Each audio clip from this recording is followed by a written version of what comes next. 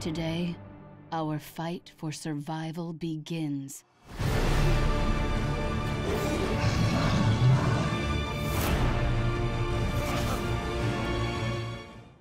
Hello there, Seraphim17 once again.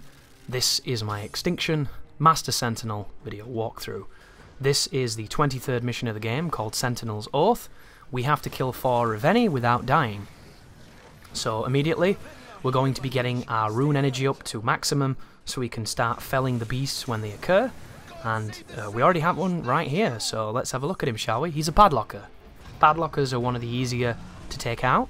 So focus on a limb, hit the lock twice, and then proceed to sever. And look at the frame rate right now. What the fuck is going on, dude? Come on now. Here we go. Big slam. And he missed. And there's people behind him too, and a vulture. And I'm bouncing off of trees, always fun. A couple of jackals popping up, slapping me. You'll notice when you get hit while you're rescuing people, it will delay it ever so slightly, but it's not the end of the world. And they don't do enough damage for them to be a real threat, so just kind of ignore them and get it done. Alright, we got the killing blow, we just need to smash the padlock. It should only take one hit with our charged up weapon.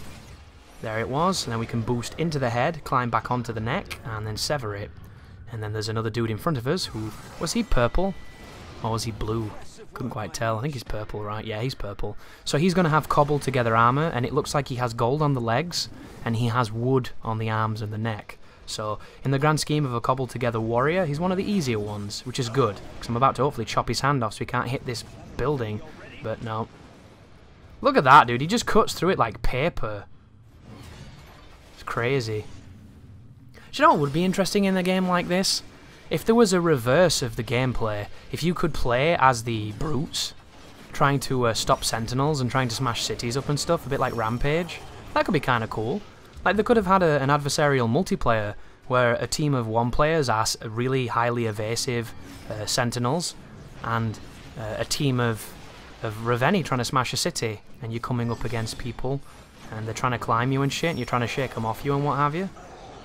And there's some kind of skill-based mechanics to it so that you can get people off and you can climb without being shook off and such. That could have been fun, but it just doesn't exist.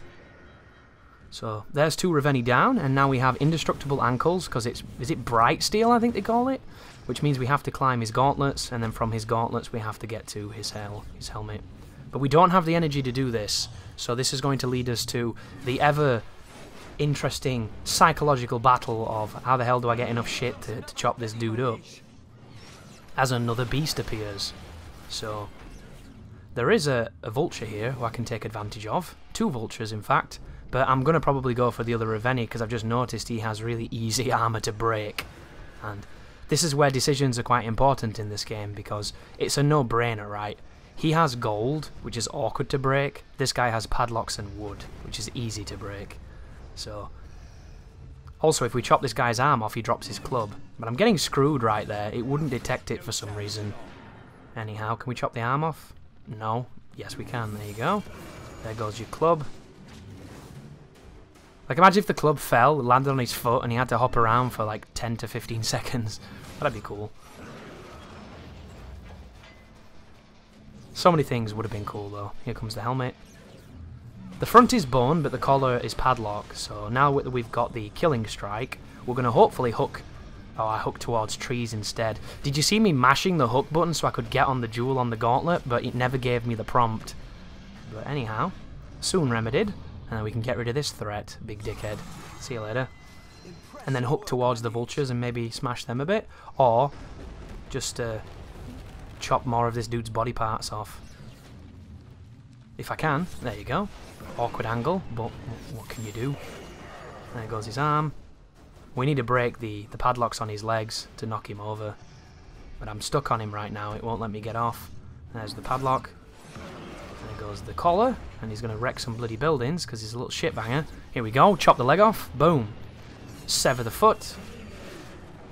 He comes crashing down. And I get knocked away, because such is life. And then we can go back up him. Or I can smack this jackal instead because I need energy.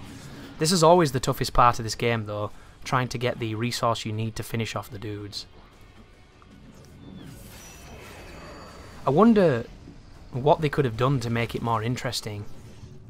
because I've already mentioned a few of my ideas of how I would have changed it, but it just seems like they were so set on this idea and to keep it balanced by making you constantly have to power up the cutting mode. Because when you think about it, it's rather silly, isn't it? You can cut every limb on this dude's body, except for the one that kills him, with an unpowered up sword. Yet you need the powered up sword to win. It's like filling the burst meter in Azura's Wrath. It's just, it screams of contrived. But thank you for watching, and you take care now.